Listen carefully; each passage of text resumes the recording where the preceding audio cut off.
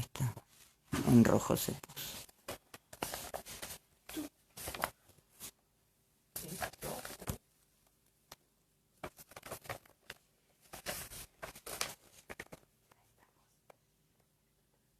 Uh-huh.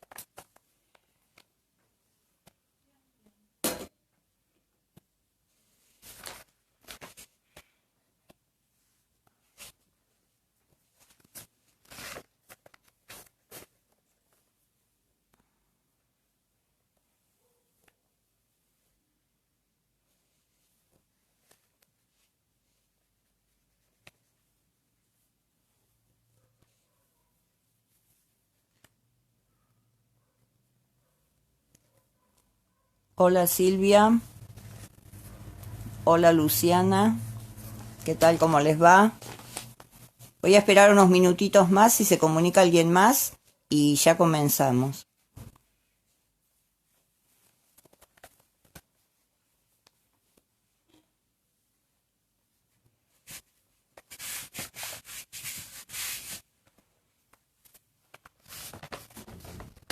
Bueno, vamos a orar por la clase de hoy porque es un poquito larga. Quiero empezar un poquito antes porque si no, no voy a tener tiempo.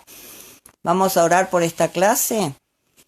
Padre, en el nombre de Jesús, Señor, te damos gracias por tu manifestación aquí, Señor. Te pedimos que tu Espíritu Santo tome el control de nuestras mentes, de nuestros corazones, Señor, para que tú te manifiestes en nuestras vidas. Haz que nuestros oídos estén abiertos a tu palabra, Señor, para que ella quede grabada en nuestro corazón y la podamos poner por obra en nuestras vidas.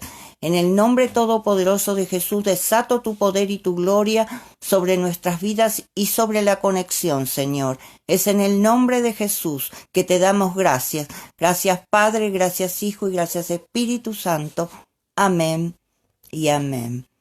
Bueno, la clase de hoy es la clase número 6 del módulo 3 y se llama Doctrina de la Iglesia 1. Y está en la página 47 del libro del módulo 3. Y vamos a leer la introducción. La palabra iglesia proviene de un vocablo griego que es eclesia y significa asamblea de llamados o congregación. En el tiempo del Nuevo Testamento significaba una reunión de personas que se hacía con un propósito específico. Alguien ha definido a la iglesia como el cuerpo de creyentes que han sido llamados del mundo y quienes están bajo el dominio y la autoridad de Jesucristo. Se habla de ella en sentido figurado como el cuerpo del cual el Señor Jesús es la cabeza. Entonces tenemos que tener presente que la iglesia no es un lugar para reuniones. Somos nosotros, es el pueblo de Dios la iglesia. Cada persona representa a la iglesia. Nosotros formamos la iglesia, cada uno de los creyentes. Y en el punto 1 dice la iglesia del Nuevo Testamento. Acá hay un versículo en Mateo 16:18 que Jesús nos dice: sobre esta roca edificaré mi iglesia y las puertas del Hades no prevalecerán sobre ella. Bueno, en la nación de Israel había personas que vivían en Israel, que eran israelitas. Algunos creían en Jesús y otros no. Entonces, algunos confiaban en Jesús y otros no. Y en el Nuevo Testamento, mientras que hay infieles que asisten a las reuniones cristianas, la iglesia está compuesta solo por los que han recibido a Jesús en su corazón. Hoy en día la iglesia está formada por todas las personas que se han convertido a Jesús, que lo han recibido en su corazón, lo hemos recibido todos en nuestro corazón como nuestro Señor y nuestro Salvador, y formamos la iglesia de Dios. Entonces, solo por los que hemos recibido a Jesús está formada la iglesia. Y la iglesia comenzó el día de Pentecostés, dice acá, cuando el Espíritu Santo descendió sobre los 120 apóstoles que estaban esperando la promesa que Jesús les había hecho, que les iba a enviar el ayudador, el consolador, que es el Espíritu Santo. Y la primera iglesia se reunía, dice, en diferentes casas de Jerusalén, pero se hace referencia a ella como una sola iglesia. Es lo mismo que ahora. Nosotros a veces nos reunimos ahora no por la pandemia, pero nos reuníamos en las células, en casas de distintas personas, y conformamos todo la iglesia del Señor. Hola, Diego Pérez. Bueno, entonces dice, más tarde la iglesia fue usada para describir congregaciones locales en varios lugares, tales como Jerusalén, Antioquía, Galacia, Éfeso y Corinto. Sin embargo, tiene un significado más extenso en pasajes como 1 Corintios 15:9. ¿Qué nos dice ahí?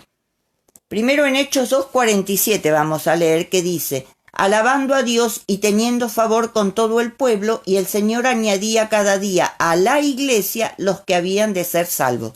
Quiere decir que esas reuniones que se hacían en el nombre de Jesús, hola Sonia, Dios, cuando los apóstoles ayudaban a las personas que necesitadas, todo en el nombre de Jesús, entonces Dios añadía más personas a esas reuniones, ¿no? Y en 1 Corintios 15:9 dice, porque yo soy el más pequeño de los apóstoles, es el apóstol Pablo el que está hablando, que no soy digno de ser llamado apóstol porque perseguí a la iglesia de Dios. Él en realidad perseguía a las personas, a los cristianos, a los que creían en Jesús. Y en Gálatas 1:2 dice, Pablo, apóstol, no de hombres ni por hombres, sino por Jesucristo y por Dios que lo resucitó de los muertos, y todos los hermanos que están conmigo a las iglesias de Galacia. Les escribe a las personas que se reunían en Galacia en el nombre de Jesús. Dice, y en el versículo 13 dice, porque ya habéis oído acerca de mi conducta en otro tiempo en el judaísmo, que perseguía sobremanera la iglesia de Dios y la asolaba. Porque ustedes saben la historia de Pablo, él era muy contrario a los cristianos, él los perseguía y los mataba. Y cuando él se convierte, él iba hacia Damasco en busca de más poder para poder hacer eso, para perseguir a los cristianos, fue cuando él se encuentra con Jesús y se convierte, y ahí él después pasa a ser el apóstol casi más importante, ¿no? El que escribió más en la palabra de Dios, él tuvo mucha importancia. Entonces dice, y en Mateo 16:18 Jesús nos dice, ¿no? Sobre esta roca edificaré mi iglesia y las puertas del Hades no prevalecerán contra ella. Jesús dice que la iglesia es lo más importante, es su cuerpo, ya dijimos, es como que somos el cuerpo de Jesús y es la cabeza de la iglesia. Y entonces después vamos a ver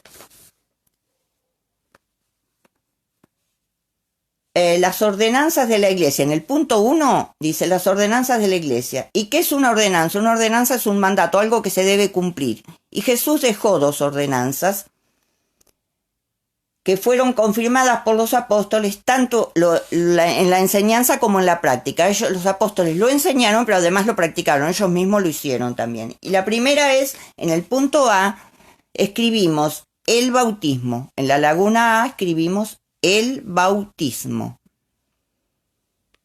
Y la palabra bautismo significa inmersión o acto de sumergir. ¿Por qué? Porque el bautismo se hacía en aguas. Nosotros vamos a ver en Marcos 1:10 que dice, y luego cuando subía del agua, vio abrirse los cielos y al Espíritu como paloma que descendía sobre él.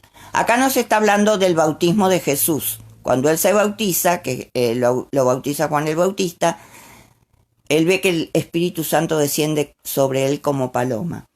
Y después en Juan 3:23 dice, Juan, que era el Juan el Bautista, bautizaba también en Enón junto a Salim, porque había allí muchas aguas y venían y eran bautizados. Quiere decir que antiguamente ellos buscaban lugares donde hubiera arroyos o ríos para que la gente se pudiera sumergir. Pero el bautismo es un evento que se lleva a cabo una sola vez en la vida del cristiano. Una vez y para siempre. Y dice, en la vida de un creyente, y simboliza su unión espiritual con Jesucristo. En Romanos 6, 4, 5 nos dice, porque somos sepultados juntamente con Él para muerte por el bautismo, a fin de que como Cristo resucitó de los muertos por la gloria del Padre, así también nosotros andemos en vida nueva, porque si fuimos plantados juntamente con Él en la semejanza de su muerte, así también lo seremos en la de su resurrección. El bautismo simboliza, cuando nosotros nos sumergimos, es como que morimos a la vieja vida, la que teníamos antes de conocer a Jesús, y cuando salimos del agua, salimos a la nueva vida con Jesús. Nosotros vamos a seguir a Jesús y a obedecer su palabra.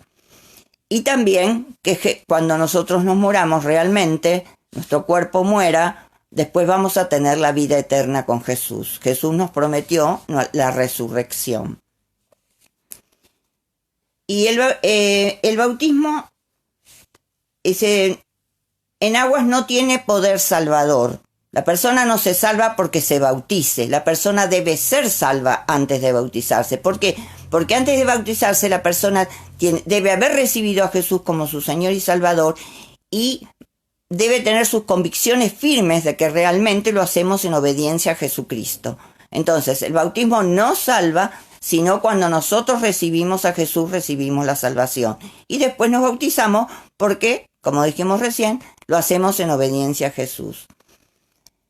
Y vamos a ver en la laguna B, vamos a escribir la cena del Señor.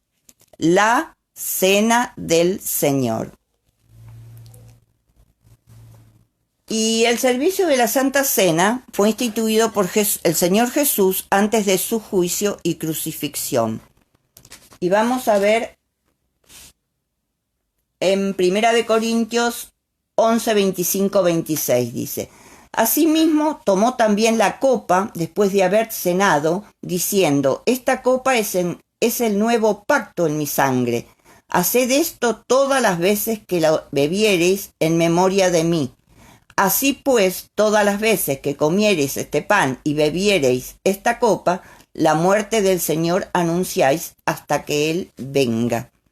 Entonces, la cena del Señor es algo muy importante en la vida de nosotros, porque estamos haciéndolo en memoria de Jesús. Y vamos a ver cómo se debe tomar la Santa Cena. La cena dice, el pan que representa el cuerpo del Señor Jesús. Significa que los creyentes por medio de la fe participamos de la naturaleza de Jesucristo. Y el vino representa la sangre de Jesús, vertida en el Calvario por la remisión de nuestros pecados.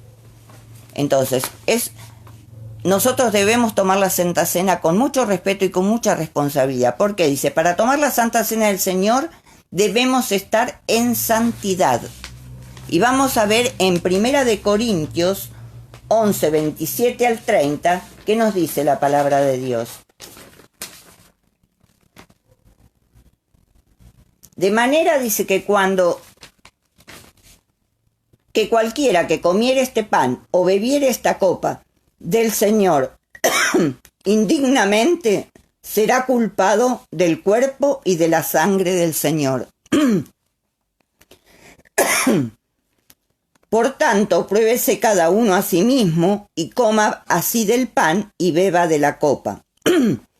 Porque el que come y bebe indignamente sin discernir el cuerpo del Señor, juicio come y bebe para sí. Por lo cual hay muchos enfermos y debilitados entre vosotros y muchos duermen. Sí. Yo tomo un poquito de agua.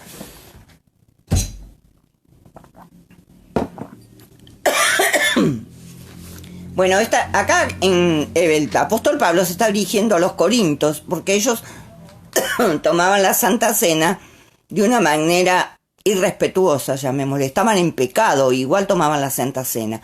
Entonces, como dijimos antes, la Cena del Señor se debe tomar en santidad. Para estar en santidad, nosotros hoy en día debemos, si tenemos algo en nuestro corazón, sea una falta de perdón, sea una falta de pedido de perdón, sea un enojo, sea algo que tenemos en nuestro corazón que está impidiendo el fluir del Espíritu Santo en nosotros, debemos presentarnos ante Dios, ponernos a cuentas con Dios y así tomar la cena de Dios dignamente, digamos, ¿no? Con respeto y con responsabilidad. No debemos tomar las cosas de Dios a la ligera, porque eso nos trae consecuencias. Entonces debemos hacerlo con respeto y responsabilidad.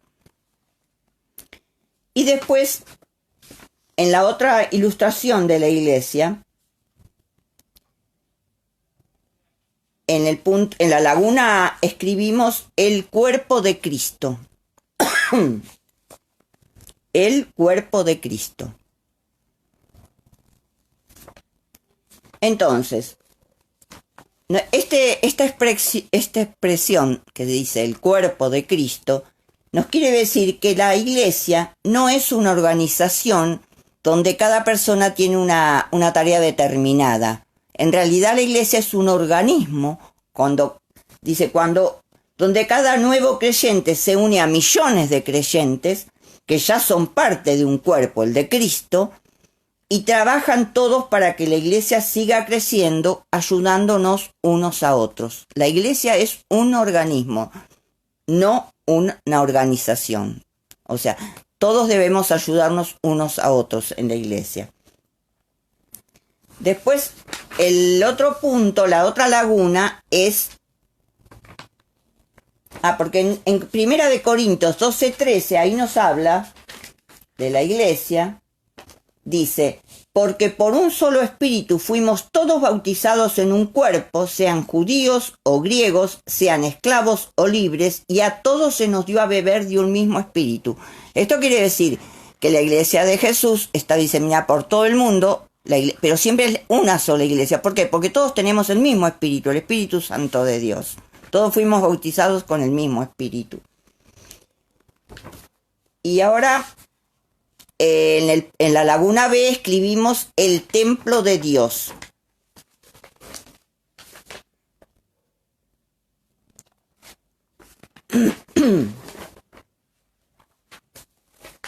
El templo de Dios escribimos.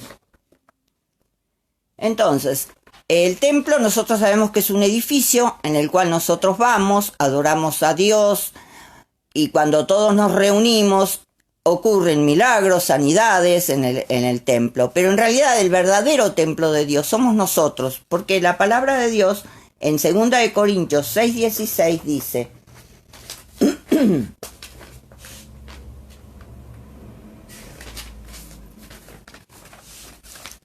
¿y qué acuerdo hay entre el templo de Dios y los ídolos? Porque vosotros sois el templo del Dios viviente. Como Dios dijo, habitaré y andaré entre ellos y seré su Dios y ellos serán mi pueblo.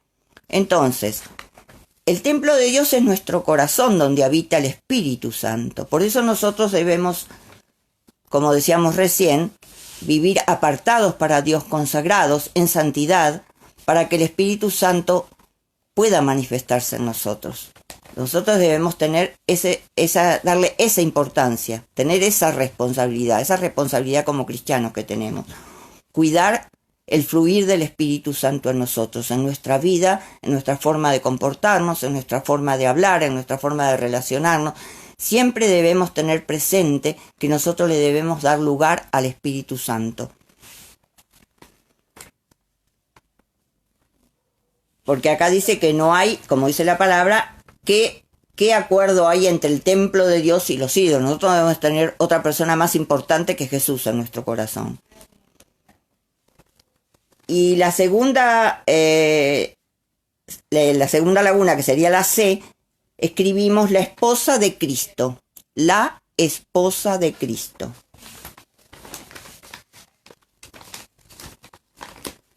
la esposa de Cristo. Dice, esta expresión intenta representar la estrecha comunión y relación que existe entre Dios y su pueblo.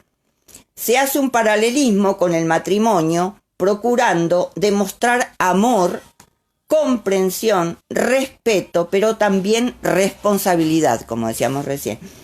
La esposa debe estar sujeta a su esposo como al Señor, y el esposo debe amar a su esposa de tal manera que la considere por encima de él, hasta el punto de sacrificio, así como Cristo amó a la iglesia y murió por ella. Y vamos a ver en Efesios 5, 32, 33, que la palabra de Dios nos dice, grande es este misterio, mas yo digo esto, respecto de Cristo y de la iglesia. Por lo demás, cada uno de vosotros ame también a su mujer como a sí mismo, y la mujer respete a su marido. Esa es la comparación que hace, ¿no?, el apóstol con la iglesia y el matrimonio. Y después dice, nuestro estado presente es como el de alguien que está comprometido para casarse y espera atento y preparado la llegada del novio. Y acá está unos versículos que son varios, así, no los voy a leer, pero es la parte en que las 10 vírgenes están esperando al novio, pero hay 5 vírgenes prudentes y hay 5 vírgenes insensatas. Unas tenían las lámparas con aceite y otras no. Cuando llegó el novio, las insensatas quedaron fuera de la boda y las prudentes que tenían aceite en sus lámparas entraron a la boda con el novio. Esto representa que nosotros debemos cuidar nuestra vida espiritual. Por eso, como decíamos recién, debemos ser conscientes, tenerlo siempre presente, que el Espíritu Santo está dentro nuestro, que nosotros debemos permitir que Él se manifieste en nuestras vidas. ¿De qué manera? Cuando nosotros dejamos de hacer lo que antes hacíamos, antes de conocer al Señor. Nosotros nos comportamos de acuerdo a nuestra naturaleza pecadora. Decíamos cualquier cosa o actuábamos de cualquier manera, o sea, nos dejábamos llevar por nuestros sentimientos, éramos impulsivos en nuestra forma de hablar. Nosotros debemos ser, como dice el Espíritu, primero y principal, tener el amor que Dios tiene. Entonces, si nosotros no tenemos amor, no le permitimos al Espíritu manifestarse. El gozo de saber que estamos con Dios, la paciencia, la bondad, esos son todos los frutos del Espíritu. Cuando nosotros tenemos eso, tenemos los frutos del Espíritu y estamos permitiendo que el Espíritu se manifieste en nuestras vidas. Entonces, somos realmente la esposa de Cristo, cuando nosotros le permitimos y estamos espiritualmente preparados para la llegada de Jesús. Nosotros debemos velar por nuestra vida espiritual, cuidando al Espíritu Santo en nuestras vidas, dándole lugar para que Él se manifieste y se glorifique en nuestras vidas. Y en el tercer punto dice destino de la iglesia. Y en la laguna A escribimos participar de la gloria de Cristo. Participar de la gloria de Cristo.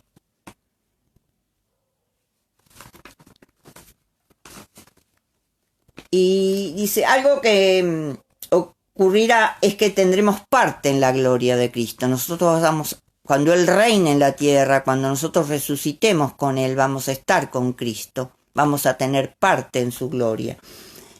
Y en Romanos 8, 18, 25 enseña que aquellos que hemos confiado en Jesús, nos revelaremos con Él al mundo. Como decíamos recién, vamos a estar con Jesús. Y nuestros cuerpos serán redimidos de la corrupción y la mortalidad. Y vamos a leer en 1 Corintios 15, 53.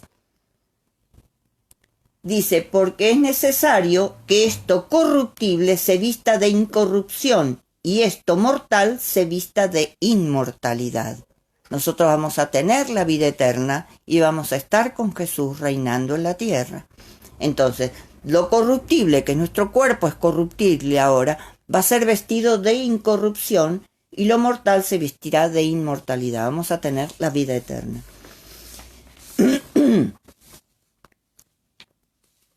Y en el punto B, en la laguna B, escribimos destinados a heredar la tierra. Destinados a heredar la tierra.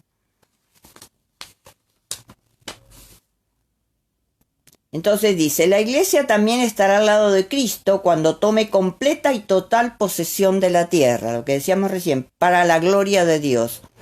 El Señor Jesús dijo en el Sermón del Monte, bienaventurados los mansos, porque ellos recibirán la tierra por heredad. Es la promesa que Jesús dejó. Y la tierra es propiedad de Dios por creación y por redención. Dios nos creó, Dios creó todo, el universo, y a nosotros. Y después, cuando nosotros caímos por Adán, que fue que nosotros recibimos la naturaleza pecadora, Jesucristo nos redimió en su muerte en la cruz. Entonces, somos de Dios por creación y por redención. Pertenecemos a Jesús. Y vamos en el capítulo 4 y 5 de Apocalipsis, el apóstol Pablo, en el poder del Espíritu. Primero vemos en 2 Corintios 7:1, dice, así que amados, puesto que tenemos tales promesas, la de estar con Jesús cuando Él venga, limpiémonos de toda contaminación de carne y de espíritu, perfeccionando la santidad en el temor a Dios. Quiere decir que estemos consagrados a Dios, como decíamos recién, esperando la llegada de Jesús, porque vamos a estar con Él. Y después en el capítulo 4 y 5 de Apocalipsis, el apóstol Pablo, bajo el poder del Espíritu, él tiene una visión del cielo y ve a Dios en el trono y cómo es alabado por los seres espirituales y describe todo usando símbolos. Y a Jesús lo describe, dice, como al Cordero Inmolado. El Cordero Inmolado es Jesucristo. Y todos declaran que es digno de recibir el poder, la gloria y la honra, porque con su sangre redimió para Dios gente de todo linaje, lengua, pueblo y nación. Esto quiere decir que, como decíamos antes, que la iglesia de Dios está en todo el mundo. El evangelio se debe predicar a toda persona que aún no conoce a Jesús. Debemos hacerlo para que se integren a la iglesia del Señor.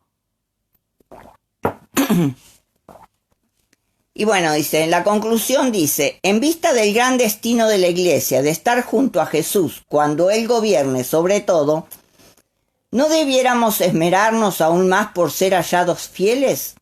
Y vamos a ver en 2 Corintios 7:1, ¿qué nos dice la palabra?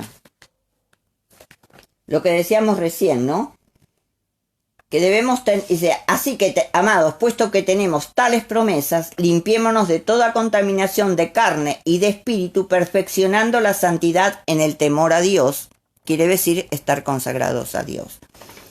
Dice, hemos sido llamados a aumentar el reino de Dios. Nuestra iglesia ha recibido una estrategia de parte del Señor para llevar a cabo esta meta, discipulado por células. Esa es la estrategia que recibió la iglesia. El discipulado por células. Es una estrategia para alcanzar a más personas.